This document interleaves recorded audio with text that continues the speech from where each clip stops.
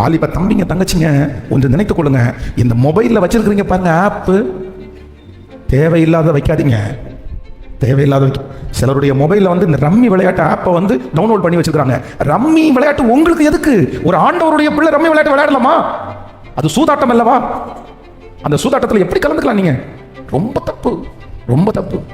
Bible இல்ல, பைபிளுக்கு ரிலேட்டடான app இல்ல, ஆனா சினிமா பாட்டு கேட்கிற ஆப் இருக்குது, சினிமா படம் பார்க்குற ஆப் இருக்குது, என்னென்னமோ எப்பா உனக்கு நிறைய வேலை இருக்குது சிஸ்டர், உங்களுக்கு நிறைய வேலை இருக்குது, நிறைய வேலை இருக்குது. கர்த்தர் சொல்லுகிறார், நீ போக வேண்டிய தூரம் வெகு தூரம், நீ போக வேண்டிய தூரம்.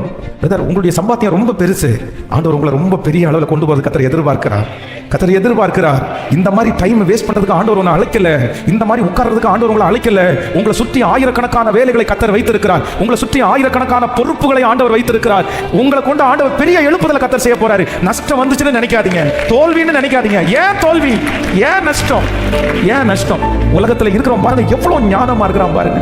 காலேஜ் படிச்சு முடிச்சுட்டு வந்த உடனே அவங்க அப்பா அவனுடைய பிசினஸ் கையில எடுத்து, அந்த பையன் அவனுடைய மொபைல் கையில 1 லட்சம் ரூபாய் மொபைல் வச்சிருக்கான். ஆனா அந்த 1 லட்சம் ரூபாய் மொபைல்ல அவனுடைய பிசினஸ்க்கான ஆப் தான் வச்சிருக்கான். அவனுடைய பிசினஸ் மெம்பர்ஸ்னுடைய போன் நம்பர்ஸ், அவன் அனுப்புகிற வாட்ஸ்அப், அவன் பேசுகிற கால்ஸ், இது எல்லாமே எது சம்பந்தப்பட்டிருக்குன்னா பிசினஸ் சம்பந்தப்பட்டு தான் இருக்குது. அவன் ஒரு போன் பண்ணி ஒருத்தர் பேசினான்னா 500 ரூபாய் லாபம் இல்லாம அவன் பேச மாட்டேங்கிறான். அவன் ஒருத்தருக்கு வாட்ஸ்அப் பண்ணா அப்படின்னா அவனுடைய கம்பெனியுடைய கொட்டேஷன், அவனுடைய கம்பெனியுடைய என்வெல்ப்மென்ட் தான் அனுப்புறான். ஆனா ஆண்டவருடைய பிள்ளை, வேதத்தை வாசிக்கிற பிள்ளை தன்னுடைய மொபைல்ல வாட்ஸ்அப் அனுப்பும்போது நீ அனுப்புற வாட்ஸ்அப்னுடைய அந்த படம் என்ன படம்? நீ அனுப்புற அந்த ரிசல்ட் என்னது? அதுல என்ன யூஸ்? உனக்கு என்ன லாபம்?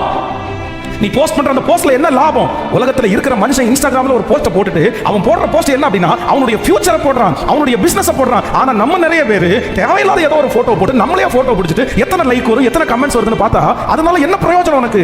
எதிர்காலம் ஒண்ணும் இல்லாம போகணும். நீ ஜோம் பண்ணி சர்ச்சுக்கு வந்து இதுல எல்லாம் கோட்டை விட்டா எப்படி ஆசீர்வதிக்கப்பட முடியும்? வேதம் சொல்லுகிறது, நாட்கள் பொல்லாதவைகளா இருப்பதினால் காலத்தை பிரயோஜனப்படுத்திக் கொள்ளுங்கள். எப்பா, இந்த வாய்ப்பு உனக்கு எப்பவும் கிடைக்காது, இந்த சூழ்நிலை உனக்கு எப்பவும் வராது.